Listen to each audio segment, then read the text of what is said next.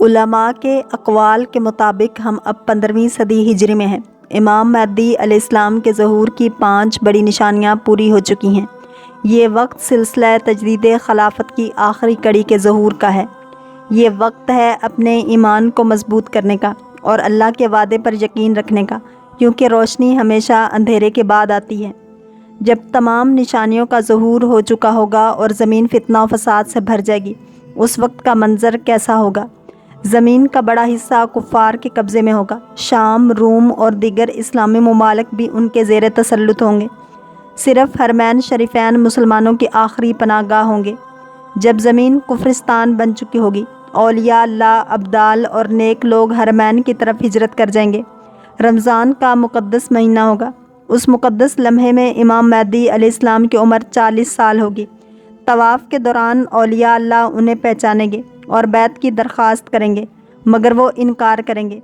دفعتاً غیب سے ایک آواز بلند ہوگی اور یہ اعلان کیا جائے گا، یہ اللہ کا خلیفہ مہدی، اس کی بات سنو اور اس کا حکم مانو۔ اب تمام اولیاء کرام اور اہل اسلام ان کے دست مبارک پر بیعت کریں گے۔ آپ وہاں سے سب کو ہمراہ لے کر ملک شام کو تشریف لے جائیں گے۔ افواج اسلام خبر سن کر نصارہ بھی لشکر جرار لے کر شام میں جمع ہو جائیں گے۔ اس وقت امام مہدی علیہ السلام کا لشکر 3 حصوں میں تقسیم ہو جائے گا۔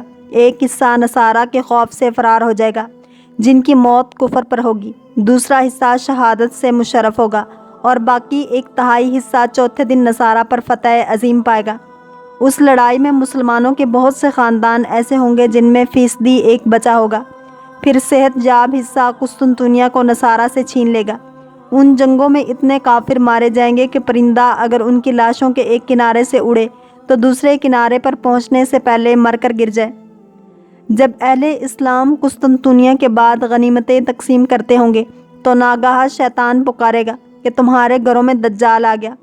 مسلمان پلٹیں گے اور 10 سوار تلیہ خبر لانے کے لیے بھیجیں گے، جن کی نسبت صادق و مصدوق صلی اللہ علیہ وآلہ وسلم نے فرمایا ہے کہ میں ان کے نام، ان کے باپوں کے نام اور ان کے گھوڑوں کے رنگ پہچانتا ہوں، اور وہ اس وقت روئے زمین کے بہترین سواروں میں سے ہوں گے۔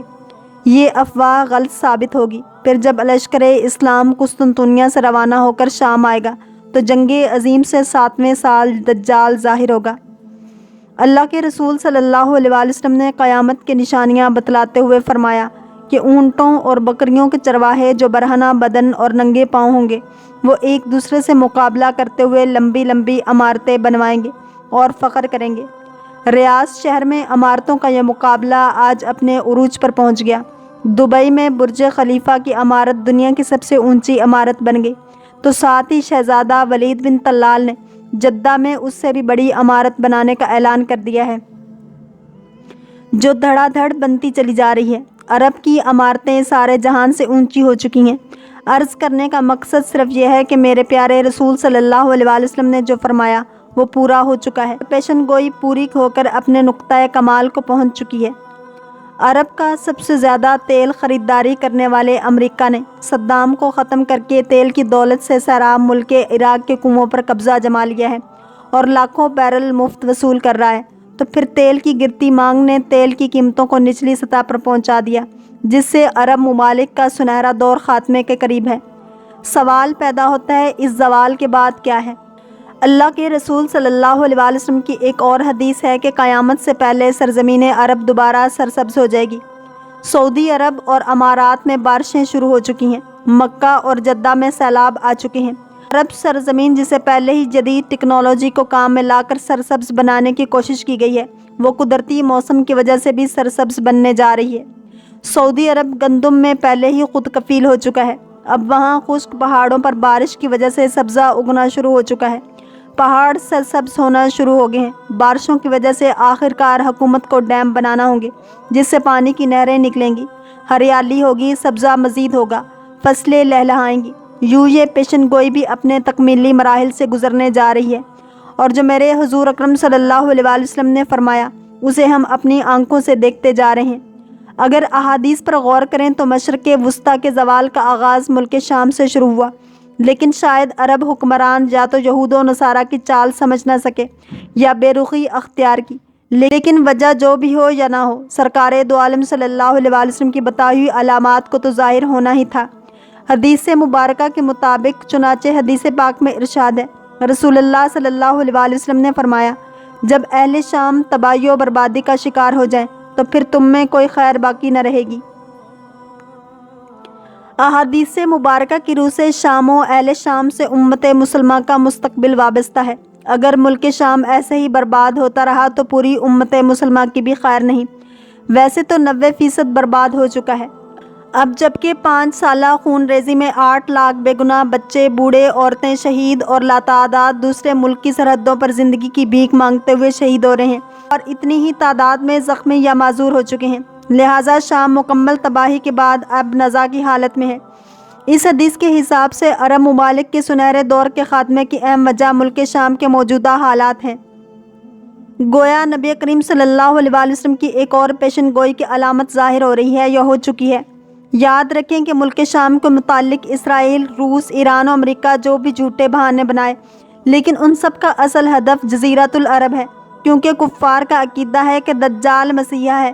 اس وجہ سے یہ لوگ دجال کے انتظامات مکمل کر رہے ہیں، جس کے لیے عرب ممالک میں عدم استحکام پیدا کرنا ہے، کیونکہ ملک شام پر یہود و نصارہ کا قبضہ کرنا چاہتے ہیں اور یہ ہو کر رہے گا حضرت مہدی علیہ السلام کے ظہور سے قبل۔ چنانچہ کتاب فتن میں ہے کہ آخری زمانے میں جب مسلمان ہر طرف سے مغلوب ہو جائیں گے، مسلسل جنگیں ہوں گی، شام میں بھی عیسائیوں کی حکومت قائم ہو جائے گی۔ علماء کرام سے سنا ہے کہ سعودی، مصر، ترکی بھی باقی نہ رہے گا، ہر جگہ کفار کے مظالم بڑھ جائیں گے، امت آپسی خانہ جنگی کا شکار رہے گی۔ عرب میں بھی مسلمانوں کی باقاعدہ پرشوکت حکومت نہیں رہے گی۔ خیبر عرب کا چھوٹا شہر مدینہ منورہ سے 170 کلومیٹر کے فاصلے پر ہے کہ قریب تک یہود و نصارہ پہنچ جائیں گے اور اس جگہ تک ان کی حکومت قائم ہو جائے گی۔ بچے کھچے مسلمان مدینہ منورہ پہنچ جائیں گے۔ اس وقت حضرت امام مہدی علیہ السلام مدینہ منورہ میں ہوں گے۔ دوسری طرف دریائے تبریہ بھی تیزی سے خشک ہو رہا ہے، جو کہ امام مہدی علیہ السلام کے ظہور سے قبل خشک ہوگا۔ اس لیے جب مشرق وسطیٰ کے حالات کو، خصوصاً مسلمانوں اور ساری دنیا کے حالات کو دیکھتے ہیں تو صاف نظر آتا ہے کہ دنیا ہولناکیوں کی جانب بڑھ رہی ہے۔ فرانس میں حملوں کے بعد فرانس اور یورپ بھی عالمی جنگ کی بات کر چکے ہیں۔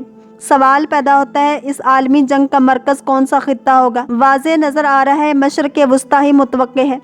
یہاں بھی ہند و پاک کی رنجشیں اور کشمکش کے بڑھتے حالات سے بھی لگتا ہے کہ غزوہ ہند کی طرف رخ کر رہے ہیں، کیونکہ حضرت ابو ہریرہ رضی اللہ تعالیٰ عنہ سے روایت ہے کہ رسول اللہ صلی اللہ علیہ وسلم نے ارشاد فرمایا، میری قوم کا ایک لشکر وقت آخر کے نزدیک ہند پر چڑھائی کرے گا اور اللہ اس لشکر کو فتح نصیب کرے گا، یہاں تک کہ وہ ہند کے حکمرانوں کو بیڑیوں میں جکڑ کر لائیں گے۔ اللہ اس لشکر کے تمام گناہ معاف کر دے گا، پھر وہ لشکر واپس رخ کرے گا اور شام میں موجود عیسیٰ ابن مریم علیہ السلام کے ساتھ جا کر مل جائے گا۔ حضرت ابو ہریرہ رضی اللہ تعالیٰ نے فرمایا، اگر میں اس وقت تک زندہ رہا تو میں اپنا سب کچھ بیچ کر بھی اس لشکر کا حصہ بنوں گا، اور پھر جب اللہ ہمیں فتح نصیب کرے گا تو میں ابو ہریرہ جہنم کی آگ سے آزاد کہلاؤں گا۔ پھر جب میں شام پہنچوں گا تو عیسیٰ ابن مریم علیہ السلام کو تلاش کر کے انہیں بتاؤں گا کہ میں محمد صلی اللہ علیہ وسلم کا ساتھی رہا ہوں۔ رسول پاک صلی اللہ علیہ وسلم نے تبسم فرمایا اور کہا، بہت مشکل، بہت مشکل۔ آنے والے ادوار بڑے پرفتن نظر آتے ہیں، اور اس کے متعلق بھی سرکار دو عالم صلی اللہ علیہ وسلم نے فرمایا تھا کہ میری امت پر ایک دور ایسا آئے گا جس میں فتنے ایسی تیزی سے آئیں گے جیسے تسبیح ٹوٹ جانے سے تسبیح کے تانے تیزی سے زمین کی طرف آتے ہیں۔ لہٰذا اپنی نسلوں کو ابھی سے تربیت اور ایمان کی فکر فرمائیں۔ موبائل کے بیجا استعمال سے، دیر رات تک جاگنے، فیشن اور یہودی انداز اپنانے سے، نمازوں کو ترک کرنے سے روکیں اور قوت و فکر یکجاں جمع کریں، ورنہ آزمائش کا مقابلہ دشوار ہوگا۔ اللہ کریم ہم سب کو دین اسلام کی پیروی کرنے والا اور عشق مصطفیٰ صلی اللہ علیہ وسلم نصیب فرمائے۔ اگر آپ کو یہ ویڈیو پسند آئی ہے تو لائک، شیئر اور سبسکرائب کرنا مت بھولیے، تاکہ ایسی ہی اسلامک انفارمیٹیو ویڈیوز آپ تک پہنچتی رہیں۔